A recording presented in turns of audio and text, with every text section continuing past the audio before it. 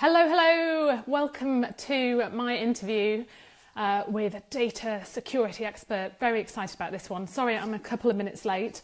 Had to deal with sick dogs and things like that. So today is proving a little bit challenging today, but welcome. I'm extremely pleased to be able to be talking to somebody who actually knows what they're talking about data security, because I have to hold my hands up and say, it's an area where I should know a lot more than I do, not as a lawyer, but as a small business owner. So I'm absolutely delighted that we are talking about this today. So Lewis is joining me. Let me just check. Now there is a way if I can see who is actually, hang on. This is about my fourth one now. I should really be better at this. And now the whole thing's disappeared. Gosh, hang on. How do I get rid of that? Right, okay. So, let me see. Lewis, if you're on, if you could type a comment, and that might enable me to see you and add you to the camera. But bear with us, guys, while we're just sorting out the logistics. But welcome.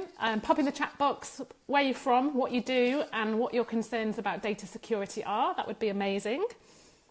But in the meantime, I'll try and find out how I can get Lewis on here. Emma says can see you, super duper. Lewis, if you could pop a little message in there, then I can hopefully try to add you in the same way that I added Karen and Robin. I'm sure there's a more technically easy way to do this. If there is, I haven't figured it out yet.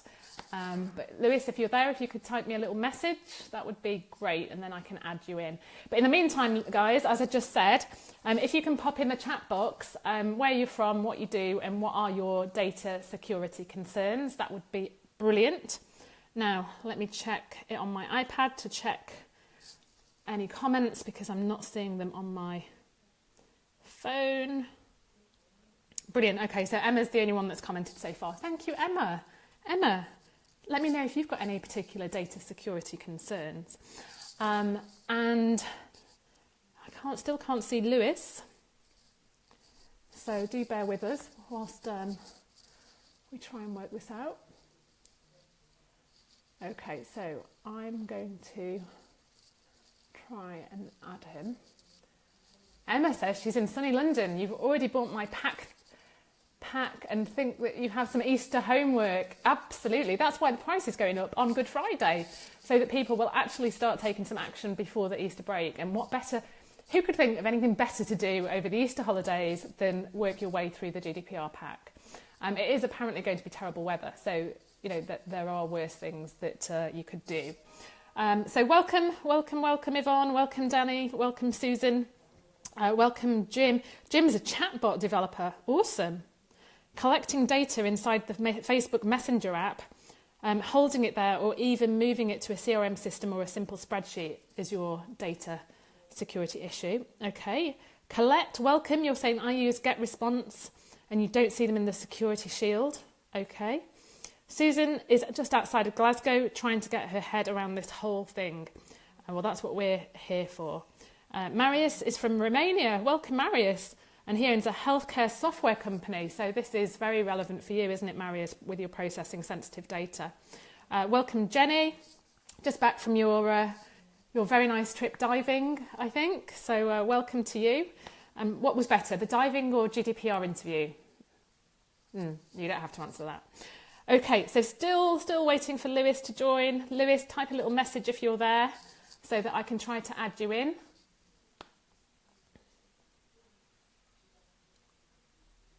Emma says you need to go through some of the platforms you use to make sure they're all compliant. Pretty sure they're not. That is probably the case, isn't it? Right, let me see if I can get hold of Lewis another way. Hang on. Thanks for bearing with me, guys, while we just try and find Lewis.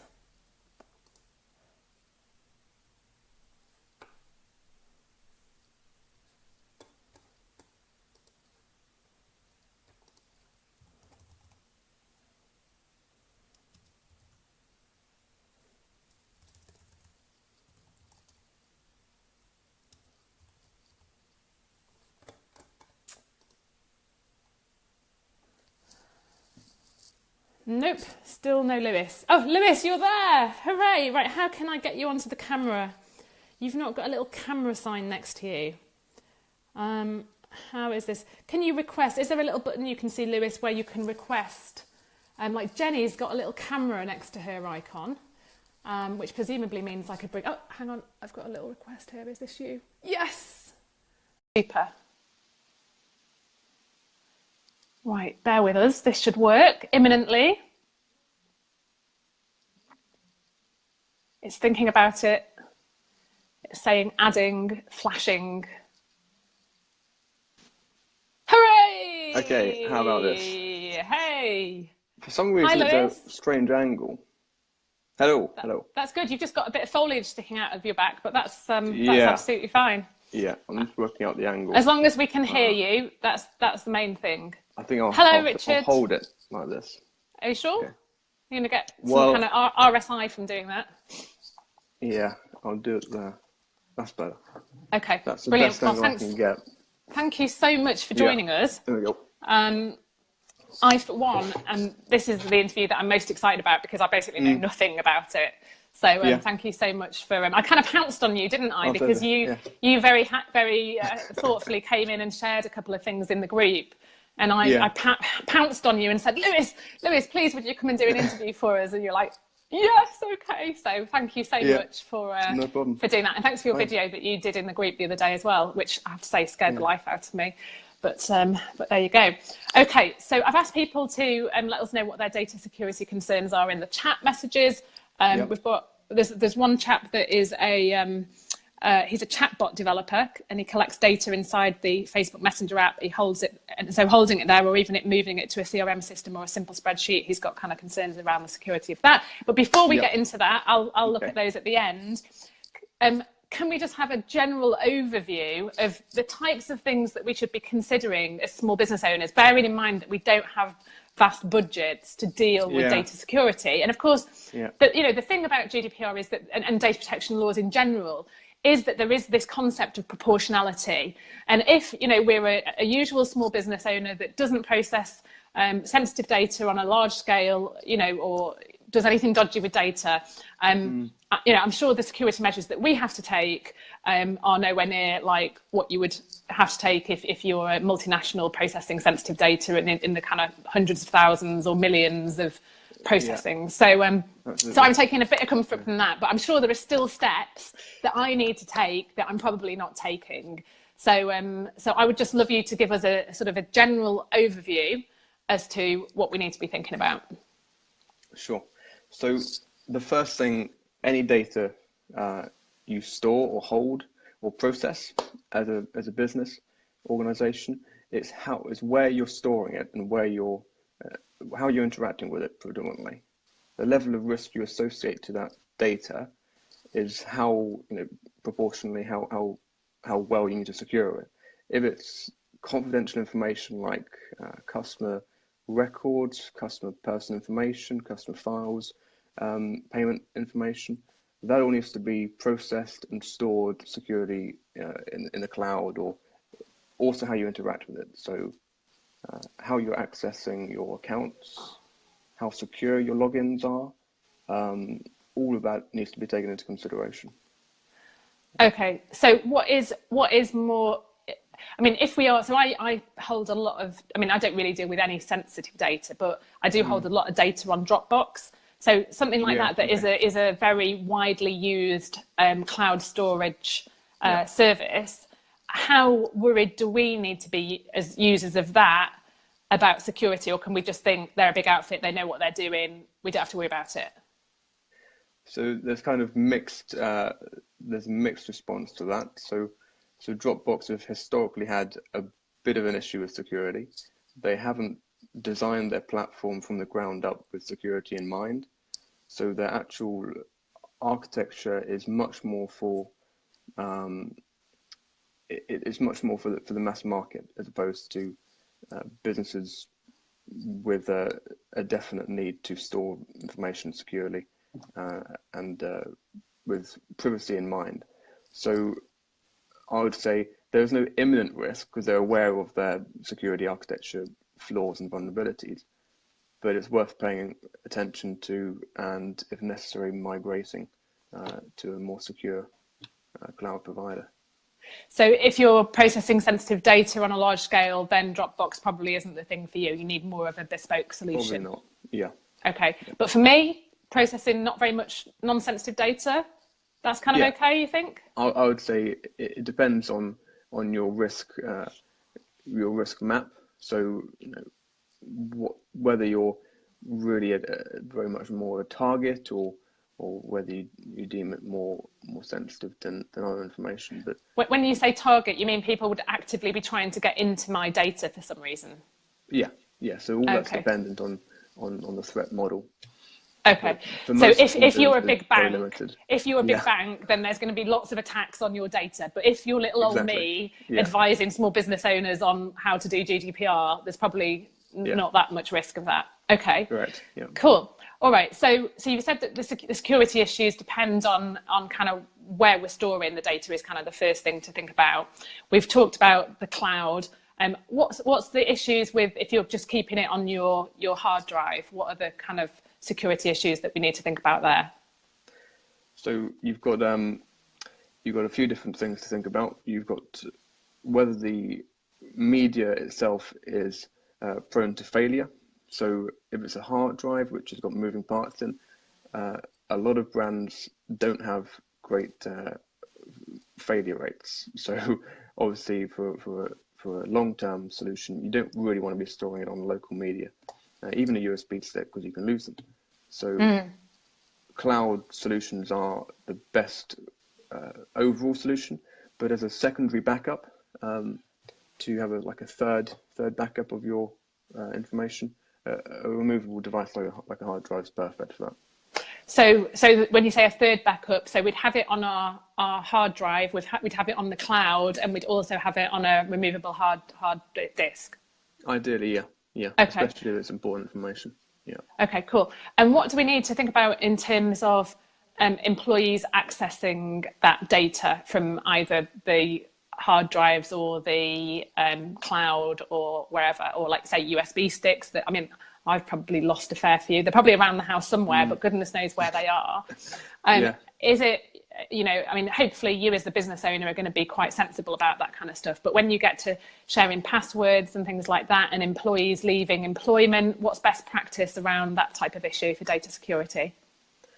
So ideally, you really do need to think about, even if you've got a team of 2 people, or up to 30 staff, or however many your team consists of, the best practice would be to allocate individual user credentials, so user logins for each member of staff. So you're not sharing passwords, you're not sharing the same account. This is just so you can set different privilege levels. So I'm not sure that Dropbox can set certain privileges for different types of accounts, to access different files and different folders for different people, but there are other providers which do that. Okay. And do you recommend, I mean, I use a tool like, what is it called now? Dashlane, because I've got so many passwords and I just can't remember them. Yeah. So I use a tool like Dashlane, and is that a good practice? That is. Password managers are recommended by the National Cybersecurity Centre.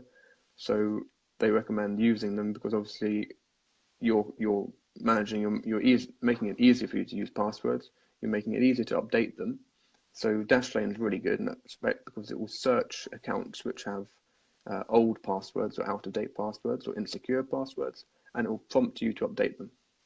So that's perfect. Yeah. And I think also on Dashlane and probably similar software, you can give employees their own sort of setting, and then it's quite easy once they leave to kind of revoke all their access. Is that right? Exactly. That's exactly it. So you can have teams of it, and you can set personal space. They're called spaces in Dashlane, but you've got personal space and a business space, so you can separate your passwords out. Excellent. Okay, so just definitely taking a bit of a step backwards in terms of data security. Are we really just thinking about loss and breach? So either, we're careless with our data and it's somehow disclosed when it shouldn't be, or there's a breach where people have actually actively attacked us and stolen the data. Is that what we're really talking about in data security, or have I missed a large chunk of it somewhere? Yeah, you're looking at access control of your data. You're looking at loss, so mitigating that loss. How strange. Something's gone on. Gone white. What did I do? Oh my word, this is freaky. How did I do that? I'm not sure what's happened there. It could be screen brightness. No, I've not touched anything. Nope. That's a bit weird. Okay, need to fix that, don't we? That's a bit freaky. Hang on. You look fine. So I don't know what's gone on there. It's the autofocus. Oh, okay. I suspect. So how do I sort that out then? I reckon it's a light in the background somewhere. Was there any lights down there? Okay, let me try and turn the... Aha, there we go. If I turn it that way. That's never happened before. Okay. All these challenges. Okay, so as you were saying... Yeah, so what were you talking about? Yeah, so loss. So mitigating the loss of your data. So just making sure it's backed up in ideally 2 to 3 places. So on the cloud, having two cloud backups. There's a good one called Backblaze, which just incrementally and continuously backs up all of your data. Any file changes, it will back up as well. So that you can use that on top of Dropbox, and then you've got a two element solution. So, and that was Backblaze, did you say? Backblaze, yeah. Okay, I used something called Zip Cloud, which I found incredibly annoying because it used so much memory and CPU that everything else kind of stopped whilst it was doing its stuff. So I kind of took it off after a while. It was very annoying. Yeah, you do have to test the applications. Some of them are quite buggy. Okay, so it's not losing it, it's making sure no one nicks it, and it's backing up basically. Yeah. Okay, awesome. But for a small business, your threat model doesn't really consist of much outside threat actors trying to hack you, unless you're dealing with really important intellectual property, or you've got lots of competitors which are digitally savvy and they can use that to their advantage. Okay, awesome. So what are some? So we've talked about some practical steps, I suppose. Let's see what else we need to think about. So firstly, I think what you're saying is if we keep everything just on our hard drive, then we need to find a suitable cloud provider and back it up ideally onto a separate hard drive. So we've got those 3 areas of data storage. The second, and actually just talking about that, you said like a hard drive to back it up on. Do you still need that hard drive if you're using a service like Zip Cloud or Backblaze that backs up regularly? You still want it in those 2 places, presumably. Yeah, I mean, ideally, if you've got if you need to have, because the one disadvantage of having it backed up to the cloud and having it all continuously backed up is that if you move computers, you can just download and resynchronize the folders. But if you want to do that quickly, you want to have a local copy just so you can download it locally. Right. All that internet usage can be disadvantage, can put you in a disadvantage if your internet is slower, which is an issue in this country. But yeah, is it? Are we behind? Are we behind the times here? Where's a little good? Bit. Where's good for internet speed? Where would you live to have super fast internet? Looking at Cambridgeshire. But I mean, outside of the UK, is it the UK that's particularly slow, or just areas of the UK? It's areas of the UK. It's the really remote places. It's some rural hotspots which are black spots because they don't have any coverage. But then you've got wireless providers coming in and trying to fill the gap with 4G and Wi-Fi, like Wi-Fi, long-range Wi-Fi solutions. I thought you meant the UK was behind generally, so I was thinking we are a little bit, but we're catching up rapidly. Well, yeah, we're all right, aren't we? We're getting there. We're getting there. Good. Okay, so the first point then that I'm taking away from this is backup data in as many places as possible, including local hard drives and cloud providers. And if you're processing on a large scale anything sensitive, then Dropbox is probably not it's not adequately secure for that. Who would you recommend as having an adequate security for a cloud-based service? So I've done a lot of research as part of my studies in cybersecurity, and I've looked at the architecture of different platforms, where the actual storage is located, which data centers it's based in, and the usage of the applications themselves, how easy they are to use. And I've come across this really good solution called Tresorit, which is a Swiss company, and they use Microsoft data centers in the EU and Ireland, and that's it. So data security wise, they're really top notch, and also their software is really easy to use as well. So and what are they called again, Lewis? Tresorit? Tresorit. How do you spell that? So Tresorit. I'll type it in. I think I can type it in. Like that? I've just typed it in. Let me know if that's right. That's it. Yeah. Yeah. Okay.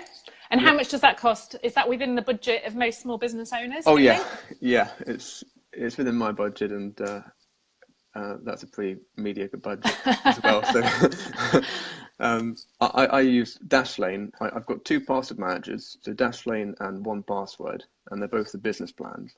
So they just got more features, and Tresorit and Backblaze.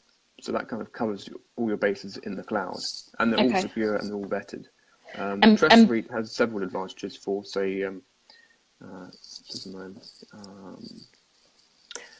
just while you're looking at that, is it Backblaze, all one word, as you would expect to spell it? That's it. Yep. Okay, thanks. Yep.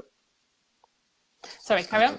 Marius, as a healthcare provider, could find some use in Tresorit because they have HIPAA compliance, which is healthcare industry data compliance. So that's perfect for that, and it's GDPR compliant as well. Cool. It's got all the compliance. Excellent. And I can see Danny's saying there, what's your view of Box.com? Yeah, Box.com is, I think they're owned by a large company, or in fact they might have other subsidiaries, but Box.com is quite a good solution. I'm not sure that they've got two-factor authentication, which is where you log in with a password and then you log in with a second factor, so a code from your phone or a code from a code generator. That's really important to log in with, because if you get your your password compromised in any sort of way, that's really easy to get through by just intercepting the password reset email. But if you've got two-factor authentication, which Tresorit does have, then that's great stuff. And I can see Emma's saying that Tresorit currently have 50% off the business rate. Yeah. So that's handy, isn't it? You're not on commission, are you, Lewis? Is that what? No, not at all. I'm not just a happy user. Yeah. Good. Okay. So Jan says the regulation says that personal data should be so I can never say that word. Pseudonymized? Pseudonymized, yeah. Is that the right, how you say it? Yeah, that's it. Or encrypted. That's correct. This is particularly true of mobile devices like laptops. Most up-to-date operating systems allow you to switch encryption on, or you can purchase a third-party product. Tell us about encryption, because I have to say that's an area that I don't know much about at all. Yeah, so encryption's probably the greatest invention. It's been around for millennia, but at a fundamental level, it means that you can convert plain text or any documents into completely randomized binary code, or hexadecimal, or whatever you want to call it. The important thing is that when you encrypt something, you're stopping anyone without your key from reading it. So it's completely, it's completely muddled up. Unreadable, yes. Unreadable, yeah. So the two elements of encryption are when you have a private key and you've got a public key. And if you want to share a document with someone who you want to share it with, then you give them your public key, and when you've encrypted the said document with your private key, they can then obviously use that public key and unencrypt it, decrypt it.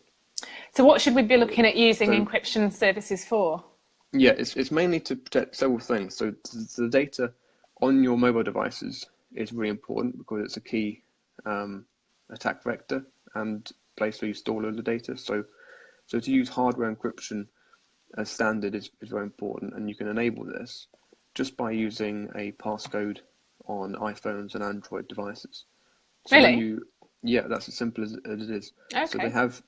So the main difference between the encryption on an iPhone and Android, iPhones have hardware encryption. So by default, when you turn on your password and your Touch ID, it will encrypt everything.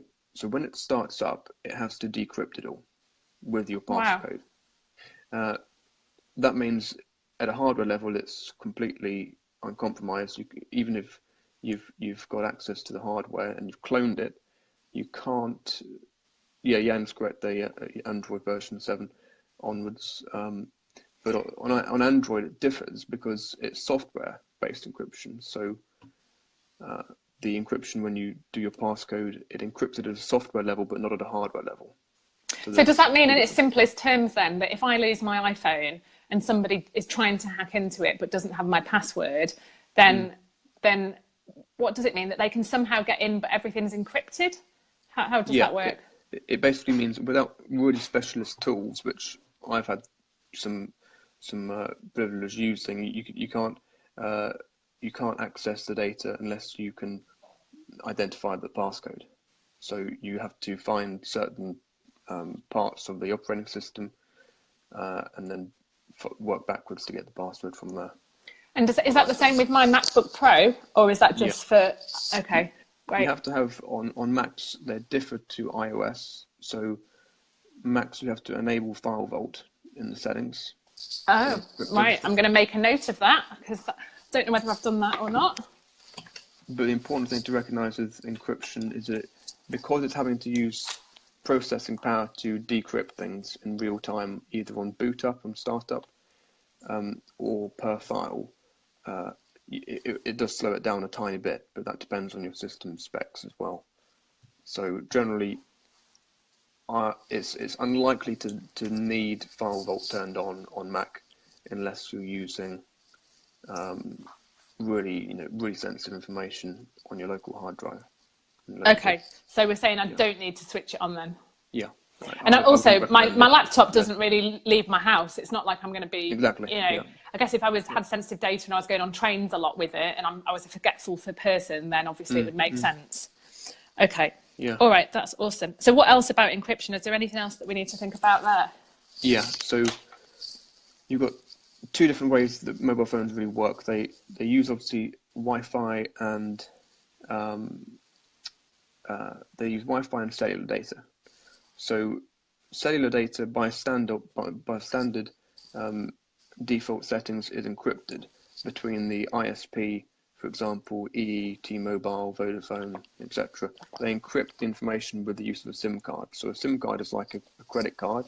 It's got a PIN number encoded into it or some kind of special code, and it will encrypt everything between those two things. So unless you're in a situation where you're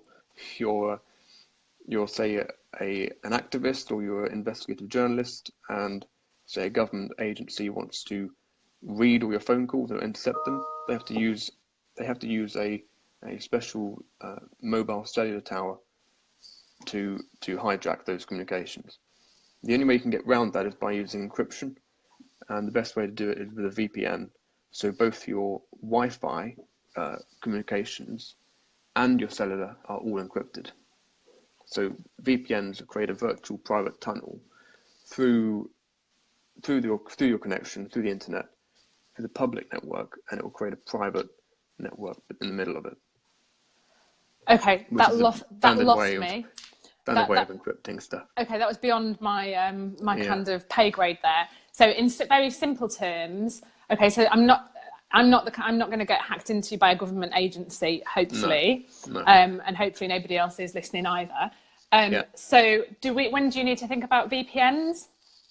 I mean, it's good practice if you're just out in the field and you're using public Wi-Fi hotspots. So they're a standard insecure because you're sharing a password between the public people. Either you log in and you give your email address and a cost to coffee, and then that gives you access. that's still insecure, that connection. So when you're doing any of that work in the field, obviously on personal devices as well, you can download these apps called VPN clients, and they will encrypt all of your information, so it's unreadable to a third party. And what would you recommend for one of those apps? So there's a good one called F-Secure, and I'll write it in here. It's called F-Secure mobile device client, and it's really good because you can get it through resellers or partners on a monthly basis, and these plans you can either buy the whole. There you go. You can either buy the whole subscription for like a year for like 3 devices for your, say, Mac, iPad, and iPhone, or whatever other devices you use, or you can get it on a monthly business plan, and that encrypts the data as well. But the other benefit of using VPNs is that they bundle in other features called mobile device management software profiles, which means that you can remotely download patch updates to your phones. You can remotely find out the location as well. What's a patch update? Excuse my ignorance. What is one of those? When you've got a system update on your phone, it says update is waiting or ready to download, and it'd be an iOS or Mac phone. Yes. You can remotely patch, or you can remotely push an update to your phone. Why would you want to do that? Just because you're out and about? Just for compliance. I mean, if you're managing 10 devices in your organisation, let's say, some of them are out of date. You can just remotely patch it. Right, rather than relying on each individual employee to go do exactly, it. You can. I see. Yeah. Okay, so that's an interesting topic about accessing Wi-Fi in public spaces. There've been a few comments about that, because I have to say, I merrily just go on and actually, I can never actually be bothered giving them my email address. So I do typically use 4G for any browsing or anything like that. Yeah, that's good. But what are the risks of doing that? Is it, if you're just say, I'm looking at John Lewis and thinking what pair of shoes to buy, but not actually buying any, so I'm not putting any payment in. So I suppose I'm still logging into maybe it's automatically logging me into my John Lewis account, which I can't remember whether they actually store my credit card details or not. Is that okay? Is that something that we need to be cautious about? I mean, there's some comments here. Richard says, coffee shop Wi-Fi, never click login with Facebook. That's correct. Stuart's saying never use any social media login. So what's the issue there? What do we need to be thinking about there? So the main risk you're giving yourself by logging in or providing any important credentials through any kind of application running on the Wi-Fi, they can be just key logged. So really. So yeah, because it's unencrypted, because it's an insecure connection. So if I put in any password while I'm using coffee shop Wi-Fi, that could be hacked? It could quite easily be copied by the Wi-Fi provider using some spyware or malware, either in the network itself running off another device. But if you're using Costa, surely their Wi-Fi provider is going to be above board and not doing that. Well, the thing is that anyone else sitting in that cafe can actually use a fake hotspot, so they can emulate the hotspot and make it look like you're connecting to the genuine. Seriously, people do this kind of thing. Yeah, they do. Outraged. They really do, and then, as Richard says, the provider of your hotspot can just get all your Facebook contacts. Really? You're logging in. You can log in you can even auto join to a Wi-Fi network, and it won't be a credible hotspot. So you've got to be really careful to check your Wi-Fi settings. And this is why the VPN client on the device itself bypasses all this, because even if you do unintentionally auto join to a malicious network, that will overcome any issues, because it will encrypt everything over that network anyway. So it'll be immutable. So obviously that's really key for employees to know that as well. It is. Yeah. And if you have got employees, then it makes sense to use a VPN, but to also explain the importance of that, using that, rather than just going onto the sort of general Wi-Fi hotspot. to do any homeworking or anything like that. Goodness me, Yeah. I'm so naive about that kind of stuff. I'd be like, oh, who's going to want to hack into my John Lewis password, or whatever. I mean, Yeah, well, it's even more basic than that, because they can just gather all that browsing information. As Stuart says, either on a Wi-Fi enabled twin or when you're on a genuine network, the provider can sell all that information, that browsing history, and your IP address and your identity to a marketing agency, and they can sell it. really, just like Cambridge I've just started Facebook. getting. I can always tell when something dodgy's happened, because I start getting like adverts for bingo and PPI and all that kind of stuff. So something's clearly happened to me recently where that's happened, and they've somehow got my email address for that. Okay, so let me just look at. There's been some comments here. Yes, Stuart's mentioned the Cambridge Analytica case. So Danny says, is it secure when you share your mobile's internet access with your laptop? Yeah, I do that a lot, actually. I hook up to when I'm on my laptop, hook up to my iPhone's 4G. Is that safe? Yeah, so when you're doing that, you're just creating you're creating your own Wi-Fi hotspot. So when you've got a really secure password, and you're sharing it with and you're putting that password into your laptop and connecting it that way, it's really secure, because you're the only one with that key. So you're creating a secure connection. Obviously, it's wireless, so people can intercept it if they really wanted, but it's unlikely. Okay, and good. You can just make it more secure by making you can change the name of your iPhone in the settings, or say an Android phone as well. In the about, you can change the name of your handset, and then you can anonymize the entire network as well. So what would you change it to? You could change it to anything, just a random name, like random word, just so it's not identified to other people when they turn their Wi-Fi on to iPhone or. But it still pops up, does it? It will still pop up. The only way to get around this is by using a direct USB connection, plugging it into your laptop, and you can tether it over USB instead. So that's obviously more secure. But the chance of someone being able to hack into my Suzanne's iPhone without that password is slim. I wouldn't say it's slim. It's quite easy to do, but it's probably unlikely that they'd want to do it. It's about their interest and. Right. Okay. Dear me. Okay. So Richard is saying, my next door office neighbour actually provides cafes with Wi-Fi hotspots designed to harvest social media data from joiners. Yeah. Seriously. That's it. Yeah, that's their business model. Anything free. Anything free is. But presumably that's above board, isn't it? Where it says, exactly. Enter your email address and blah, blah. Okay, that's a bit different to just nicking people's email addresses. Yeah. Okay, Elizabeth says, just downloaded F-Secure onto my iPhone. I will agree to the privacy terms and conditions. It's now asking me to allow it to collect anonymous data to help improve the service. Is that recommended? Yeah, I mean, this is... so I think Elizabeth has probably downloaded the Freedom app. Let's double check. I reckon the app, because it's either free or like a free trial. These guys, F-Secure, they're a Finnish cybersecurity company, and you can trust them, but that's not really the issue here. It's whether they're collecting your data anonymously or not. But all your usage data is anonymized. Before it would be sent, so that would be fine. I've just noticed that we seem to have frozen in the Facebook group, so let us know if we've frozen. Okay. I mean, I can still see you, you can still see me, and I can still see everyone's comments. But let me know if there's a problem. So what else were we? So yeah, Stuart raises an important point.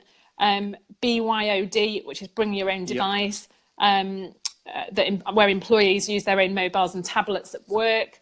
You need to have a BYOD policy, which sets out what they can and can't do and what security measures they need to take and all that kind of thing.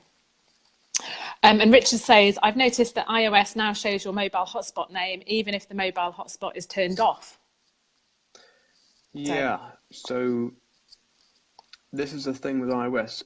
It's a bit strange because when you've got Bluetooth on, and you go onto another device, it will still show up with the personal hotspot.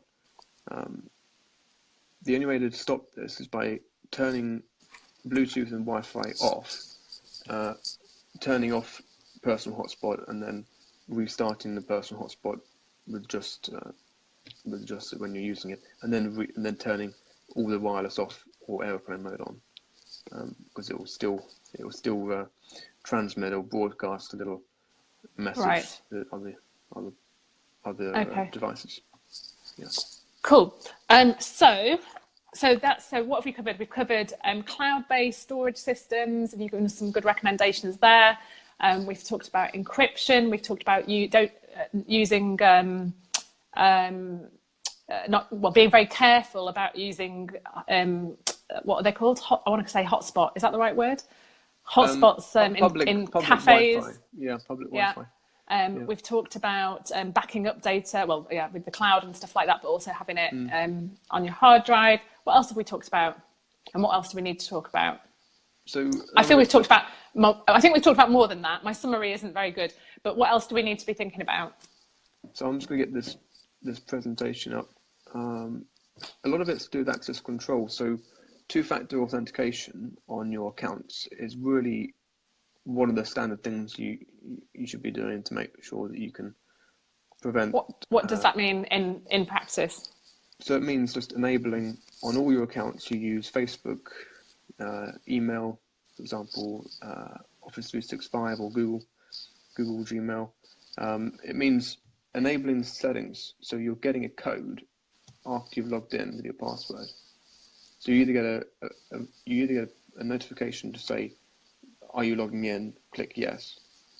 And that you bypass the inputting of a code, or you use a hardware token.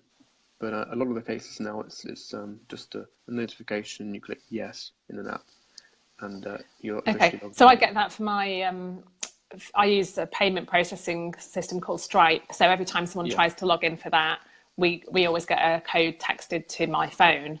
But you're saying that what are the other examples of where we should be looking to set that up? It's mainly financial software, accounting software, if it's supported. So I use Xero, for example. I've never been prompted to do that. Is that something? Do you know whether they use it? It doesn't have support for 2FA, but not many of the accounting softwares do in fact support it. For some reason, it's worth questioning them about that, because just using a standard password is a bit risky. You want to have a secondary means of authenticating yourself. Okay, so financial and accounting. Any other type of system we should be? It's email and your data, pretty much. So those are the most important places you're storing your business data. Either Google Apps for Work, Dropbox supports it. Tresorit obviously does, and then it's email, and then you've pretty much got all bases covered. Okay, so if I'm using Outlook on my Mac, Outlook for Mac, is there an easy way of setting that up? Yeah, so by default, when you're using Outlook, it's a desktop application, so you don't need to input it over and over again. But when it's set up in the account, that's set up, so you don't need to use. Okay, so I don't need to get that code on my phone and then access that every time, because that'd be a real pain in the arse to have to do that every time. Okay, yeah. It's only when you're using web applications on Chrome. So when you're logging in for a new session, or you're using it you're setting up a new device, pretty much. Okay. Yeah. Cool. All right, we've just had a couple of new joiners who say, "Ah, Miss Loads here, is there a handout? Is a recording? Blah blah." No, there's no handout. But yes, there's a recording in the group. So fear not, you can catch up with it at a later date. Okay, Lewis, what else do we need to think about? Yeah. So I'm just going to. Yeah. So Richard says Xero uses Google Authenticator. That's great. Yeah, that's a good application to use. I didn't realize they use that. I haven't. I've just set up a website for someone and they're using that. So Google, I'm going to make a note of that because I use Xero. Zero is an Google. application on your mobile app, that is. Oh, I see. Okay, yeah, I think I've got that. Okay, cool. Right, let's pick this up. Okay. Yeah, so password managers, really important. Using one of those on your mobile and your work machines, and if necessary, if you're working in a small team of people, making sure that you've got separate users, separate password manager users for each person, and then they can secure their own passwords, their personal ones as well as their work. That's pretty much that. We did talk about that, and I forgot. That's right. Yeah. Okay, good. What else? It's malware protection, because if you think about it, you know, if you've got loads of important data on your computer, and all of a sudden you happen to click a malicious link in an email, and you start not just downloading a script or some kind of program, but you unintentionally install a keylogger or something like this on your machine. The main places you've got to protect is your emails. So what is scanning your emails before you click on them in your inbox? For a lot of people, they use Google G Suite or Google Apps for Work,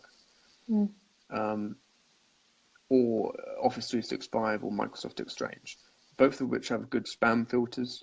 But it's important to just be aware and to be aware of different phishing attacks to get your information. So banking, on scams, etc. On a Mac, I'd always kind of understood that it was pretty attack proof, and that I didn't need a third-party malware provider. But that's going way back, actually, and I've not really looked into it since then. What's the current position with Macs? So Macs are unfortunately increasing in the amount of viruses, specifically just kind of spyware and ransomware, which are being generated by various people and are making their way through into Macs, or targeting specifically Macs. Again, the best solution I've found for Macs as well as Windows computers has been F-Secure endpoint protection, which S-Secure endpoint protection.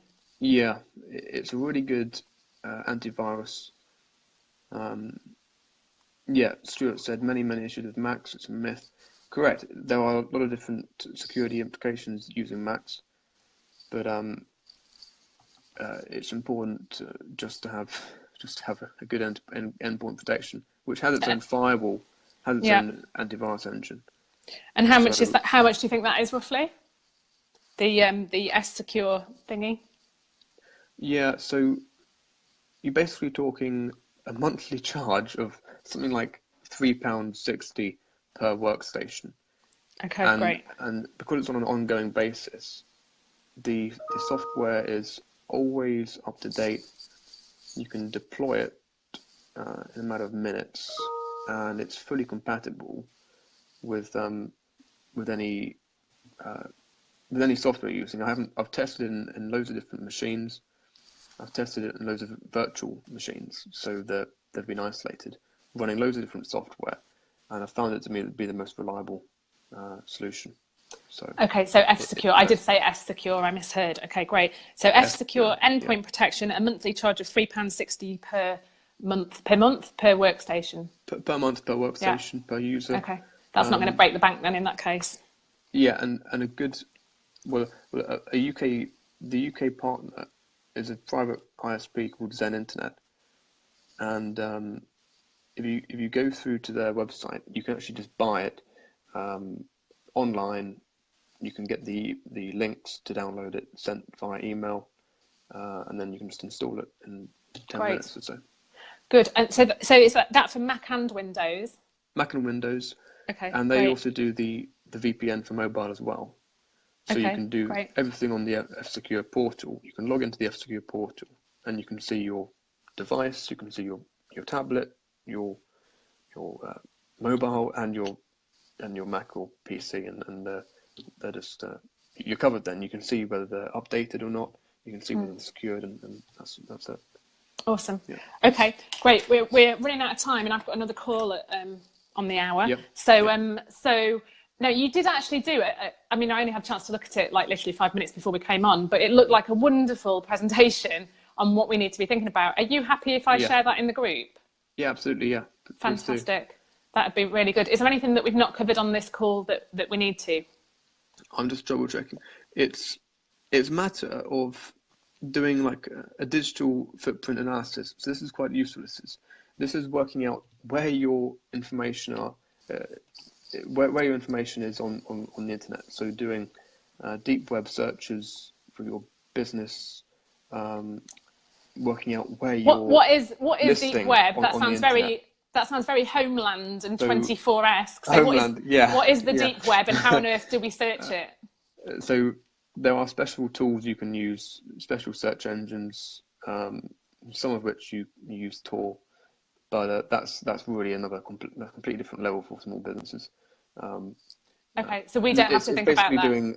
It's doing a comprehensive Google search. It's doing a map of wherever you are on the internet and making sure like all your accounts are secure, all the information's up to date, your logo is all in the right place. It's like a full digital footprint analysis. So you work out exactly where you are. And who would you recommend? For your marketing?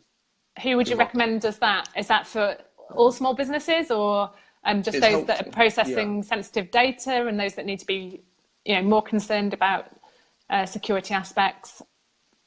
It's helpful for any small business to do one of these because it means that you can get a really clear picture of your online reputation. It comes into SEO and how your website works, and then it's just down to Mm-hmm. your marketing as well. So it's kind of like an overall useful thing to do. Okay. I haven't got time to go into how we actually do that, but maybe you could, if you had 5 minutes, you could do a little video showing us how to do that. Sure, that would be amazing. Sure. Okay, awesome. So I think we're going to have to wrap up now. I've not seen any more questions, but apart from lots of comments saying this has been so helpful. So thank you so much, Lewis, for taking the time out. Now, do you actually consult on data security? What's your sort of thing here? Yeah, so I started off doing IT support, so just fixing computers when computers needed a lot of fixing. We should have done this at the start, shouldn't we? Just launch straight into it. I was so excited. And now we do your bio and why you're so amazing. Well, I kind of did just a lot of work since leaving sixth form. I then did a bit of online digital marketing, and kind of grew my IT security skill set alongside it. But because IT security crosses over so much with the management of IT, even with one-man bands and small businesses, you need to have a broad set of skills. So yeah, I can help with a few different things, from online marketing to just fundamental IT management and stuff, and getting things set up. What can you help with online marketing? SEO, making sure that things all link up with Google in the right ways, making sure things like your analytics really actually works, because a lot of the times it's set up correctly, but you don't really see how the data can be used to work out how many inquiries you're getting or how many calls you're getting per month or week. So the metrics and data, Awesome. So you're an SEO expert and a security expert. Fantastic. So how can people get in touch if they would like to benefit from your vast experience and knowledge? So just send us an email or give us a call. Do you want to say what they are and then pop it in the in the comments? It's just lewis@lucis.digital. There we go. So is Lucis your company? Yeah, I set this up just after my birthday in beginning of March, and it's just basically to provide a broad set of IT services, just so things work properly, and to get things set up. Specifically the security and F-Secure stuff, which just takes 10 minutes, but just get it sorted out so people. Brilliant. And have you got a website at the lucis.digital domain? Yeah, I do. Okay, so what is that? Just www.lucis.digital? That's it. Yeah. Okay, cool. Website's still being built, but is it? Okay, well, we won't hold that against you. Oh, Andrew's one step ahead of us and says it comes up with a 404 error. Okay, well, we'll just use your email address for the time being then until that gets up and running. But thank you so much for joining us. That's been super helpful. And I'll share your presentation in the group because that looks fantastic too. Thanks everyone for joining us live and engaging so brilliantly. And for those of you who watch the replay, then you know, it's been a really, well, by the time you get to me hearing this, you'll have worked out that it's been a really brilliant, informative session. I'm certainly, I think I knew most of it, but I hadn't kind of joined it all up together. And so actually I didn't realise the implications of mobile browsing in those coffee shops. So that's definitely something that I'll be more careful about. But thank you so much, Lewis. Thanks everyone for being here, and I'll see you all in the group. Thanks. Bye.